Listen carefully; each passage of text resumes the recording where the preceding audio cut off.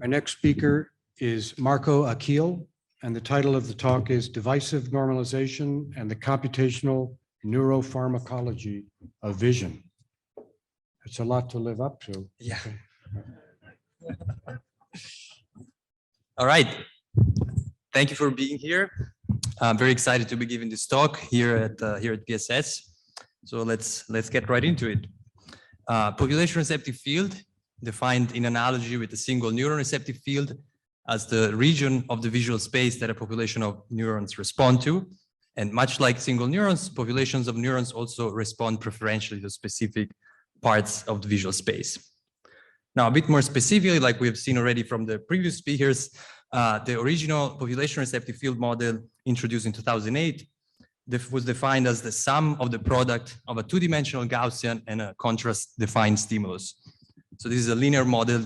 Indeed, it has a Gaussian, multiplies the stimulus, then we take the sum or an integral to predict the response to a visual spatial stimulus. Now, there were some important extensions to this model that were proposed in the following years. One is the difference of Gaussian model that was introduced to explain surround suppression. And to be clear, there's going to be a bit of language difference with the previous talk. So by surround suppression here, I mean the negative deflections that we see in the time courses surrounding the positive central response of the PRF. And this effect is particularly prominent in early visual cortex. And on the other hand, the compressive spatial summation model, which was introduced to capture nonlinear, compressive, sublinear responses to spatial stimuli, particularly prominent in late visual cortex. So here we have a situation with different models capturing apparently different computations in different areas. However, it is interesting to see that one of these models works particularly better in early visual cortex, the other one in late visual cortex. And both of them somehow capture some contextual kind of interaction that goes beyond the linear Gaussian model. So the key questions that I will try to address in the rest of this presentation are, the first one is, can we unify these models with a single computation? And if we can do it, how would a single computation achieve this? And the last question is, can we identify some plausible biological basis for such a computation? So now I have to introduce the concept of divisive normalization.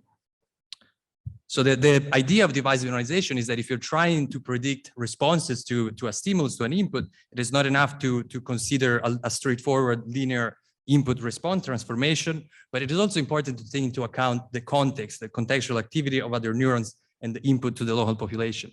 And the key idea of divisive normalization is that this interaction occurs divisively, so that you predict the response as the ratio of these two components, of an input and a context or a normalization component. So if we want to bring this concept into population receptive fields, this is one way of doing it. You can start from a linear model like this one with a Gaussian and the stimulus, and you can add this normalization component. So here we have an activation defined as a Gaussian times a stimulus plus a constant and a normalization component. And we take the ratio to predict the response. So this is how we define the divisive normalization population receptive field model. So then we set out to test this model with fMRI data. And we see that indeed this model seems to be able to capture surround suppression effect, like in this time course here. See the negative deflections of the time course at the same level as the difference of Gaussian model. We also see that it's able to capture compression, similar or the same level as a CSS model. So this is an example, the two opposite example of a time course with a very strong suppression or surround suppression, let's say, and a time course with a very strong compression. But also interestingly, in time courses where there's both effects, so where there's both a component of suppression and a component of compression, then the divisive normalization is able to capture both, and so it outperforms both models, like in these time courses on the bottom. And a bit more quantitatively, if you look throughout visual cortex, here the color represents the best model in terms of cross-validated R-squared. And we see that generally the divisive normalization manages to outperform the other models. We also see statistically, there's statistical significant difference in vast majority of cases. So we're pretty happy about this. So we start to have an answer to the first question, which was, can we unify this model with a single computation? We have a positive answer. Yes, it seems with this divisive normalization computation, we can indeed unify the existing models. So now we can move on to the next question, which was how does it actually do it? How does it work? And to understand this, we went back a bit to the theory and did some simulations. And particularly, we had to look at the role of these constants in modulating the responses of this model. So first, if you look at this B parameter, which we call this activation constant in the numerator, we see that as you vary the value of this parameter, and you look at the shape of the divisive normalization model response in visual space, you see that it increases the surround suppression, the amount of surround suppression in the response, which is the blue line. So it seems that this activation constant acts to modulate surround suppression here. This is a purely spatial model, so no temporal aspect, just a spatial aspect.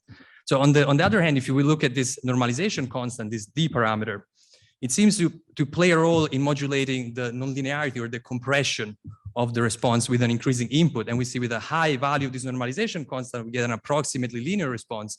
And with the low value, we get a strongly nonlinear, strongly compressed response.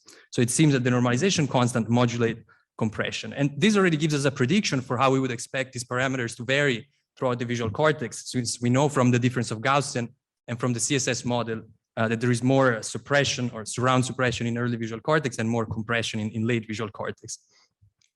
And indeed, if we estimate the values of these constants with fMRI data, we do observe these very robust systematic variations that are consistent with their theoretical role, the theoretical roles of this constant as modulating this suppression and compression in time courses. So we also have an answer for the second question, which was how does a single computation achieve this unification of different response properties?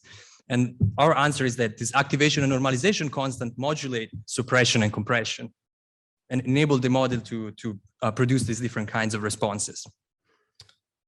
And this stuff you can find in our PNS paper from last year.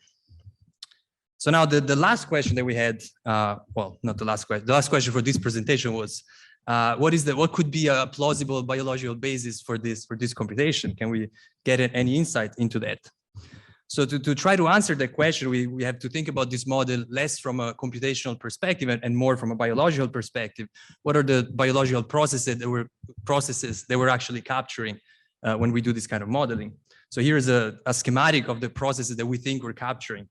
We have an input, we have a spatial input coming through the retina, LGN, stimulating a local population in V1, and then we have the whole hierarchical feed-forward, feedback, and lateral structural connectivity of the visual cortex that produces the range of different responses that we observe throughout the visual system.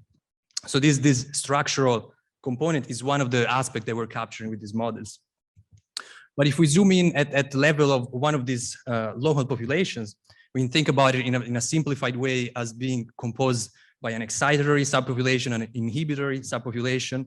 I apologize to the neurophysiologists in the audience for this, so if we think about this population in this simplified way, we can start coming up with some hypotheses for the roles of this, for the potential biological correlates of this computation.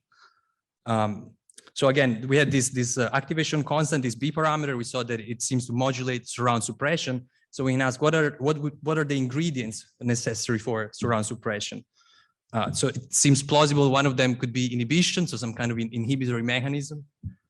But also you would need something that is inhibited, so some amount of baseline activity seems like it would be relevant. So if you look at in the neurophysiology literature, it seems that the GABA and the GABA receptors are involved in inhibition. But there's also some evidence that the serotonin 1A receptor is selectively involved in regulating baseline activity of neurons in visual cortex. So we can come up with some hypotheses of how the density of these receptors could be related to the values of these parameters. We would hypothesize that there should be a positive relation between this activation constant and the density of GABA receptors, and a negative relation with the serotonin 1A receptor. And on the other hand, we had the normalization constant, which seems to modulate compression. And we can also ask a similar question: what are the ingredients for compression? And one of them could be input, the sensitivity to input, because this is a population with a compressed response is a very excitable population is a population that quickly reaches its maximum response with a relatively weak amount of stimulation. So you need a sensitive population, but you also need an optimized response in a sense, in the sense of a response that is invariant over a large range of stimulus sizes here. And so again, if we draw from the neurophysiology literature, it seems that in particular, the serotonin 1B receptor and the serotonin 2A receptor are involved in this kind of bidirectional complementary modulation of responses by modulating the input and the response respectively. So we can also come up with some hypotheses about how they should be related to the normalization constant. And we can hypothesize that the serotonin 1B receptor should have a positive relation with the normalization constant, and the serotonin 2A receptor should have a negative relation with the normalization constant. So then we set out to test this hypothesis. To test it, we use fMRI data from the HCP data set, 180 subjects. This is a replication of the HCP results, so the visual field maps, polar angle, and eccentricity. And if we fit this divisive normalization model, we also get maps for these constants, for this activation and normalization constant throughout the visual system. And we can compare this with atlases of receptor density, which are obtained from PET data. So here you can see the 4 receptors for which we have some hypotheses. We have GABA, top left, 5-HT1A, 5-HT1B, and 5-HT2A in the visual system. So this is from PET data. You can find it online. And yeah, we do find some evidence for this hypothesized correlations. So yeah, pretty happy about that too. Yeah, so we do find some evidence. Yes, 5-HT1A seems to have this pretty strong negative relation with the activation constant. GABA seems to have a pretty much equally strong positive relation. And then to a lesser extent, we also find evidence for the correlations that we hypothesized for the normalization constant. This one is pretty strong. The one with the 5-HT2A receptor is more at a trend level, which is a shame. I really hope to get that one. Because the 5-HT2A receptor is involved, you might know, in the visual hallucinations by some serotonergic hallucinogens. And so, yeah, I hope to get that one. But yeah, all right. The conclusion and a recap. Can we unify these existing models with a single computation? Seems yes, with this divisive normalization model. How does it do it? We've seen the role of this constant in modulating surround suppression and compressive spatial summation. This is in the PNS paper. And then we asked what could be a biological basis for this computation, and we propose this kind of neuromodulatory hypothesis for these constants, and we do find some evidence in that sense. And so, yeah, this is in preparation. And thank you for listening. Thank you very much for listening, and feel free to come talk to me about this stuff if you're interested. Anytime you can see me around the conference. All right, thank you.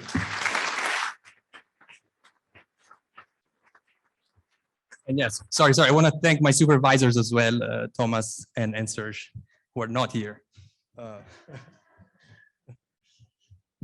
Hey, I have Before we take the questions, is Roger Tutel here? Can you come up and get your laptop ready? Yes, question. Oh, yeah, question. So, nice talk.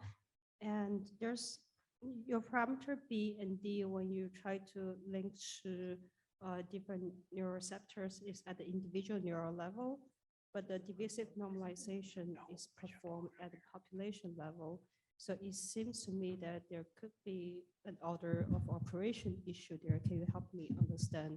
Sorry, can you speak a bit louder? Sorry, Oh, yeah. I didn't. So your B and D parameter, when you try to do the correlation, is at a single neuron level, or is that at the voxel level? At the voxel, so this is all population level. All the, Okay. Yeah. Okay. Thanks. Population Thanks for the level. clarification. Hello. So I have a kind of technical question. Just I'm curious because I also work with divisive normalization models. So which exponent do you guys use to feed the data? We didn't use it. We didn't have exponents, no No. exponents, because the ratio of two linear functions is nonlinear. Okay. So you can make I like a see. compressive nonlinearity without the exponents, because we thought it would be a kind of unfair to the CSS model if we put. But it could be, you know, Yeah. maybe for richer data sets, it could be useful to add different exponents. Okay, good. So the other question is, I mean, I'm curious about the suppression Right. variable B. What principle do you guys use to include that in divisive normalization? Because so far, the models that I have seen from Eager and others, they have that semi-saturation variable in the denominator, Yeah. but not in the, pre-normalized True. numerator. Yeah. Yeah, looking at the data, so we know that there is this surround suppression, so this kind of shapes of ovulation receptive fields in early visual cortex from the difference of Gaussian model, and we realized that we needed this parameter in the numerator to capture that. You need this you need this B parameter to do this kind of flanks, these negative flanks. I see. We can talk about it later if you want. Happy to.